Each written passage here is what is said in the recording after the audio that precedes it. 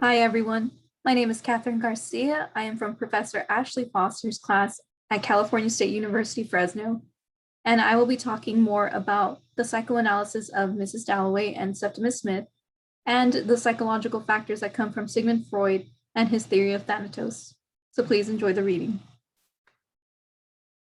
So when it comes to Sigmund Freud, he suggested that the experience of significant trauma within one's life by a susceptible personality was the basis of most psychological problems at this time. To this day, post-traumatic stress disorder is an anxiety disorder that is still approached from Freudian psychodynamics. Within Wolff's time, this disorder would more commonly be known as shell shock. As Sigmund Freud continued to make a name of himself, he also suggested that dreams are there to protect our unconscious minds from such traumatic events. Therefore, in studying more in depth with this theory of psychoanalytic therapy, it had the potential to assist those suffering by replacing such events with sleep protective dreams produced by the conscious mind. In order for this to take place, it was then some authors and psychologists noted breathing techniques to help induce changing distressing nightmares and events into dreams that would reduce the chances of awakening.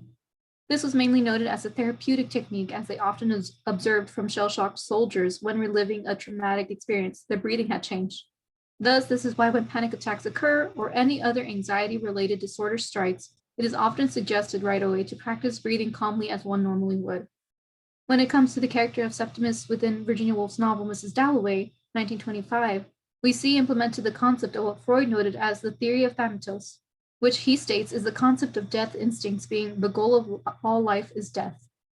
Freud has noted that people typically channel death instincts outwards, and this idea is further supported in the novel when we first meet Septimus, and he repeatedly states, "I will kill myself." And this expression of death instincts is again channeled outward, with Septimus as his wife observes him in a state where he says, quote, "Now we will kill ourselves," unquote.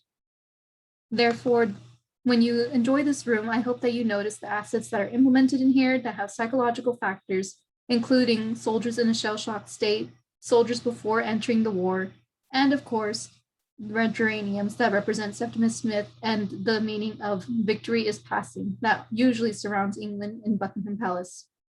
Thank you, and I hope you enjoy the room.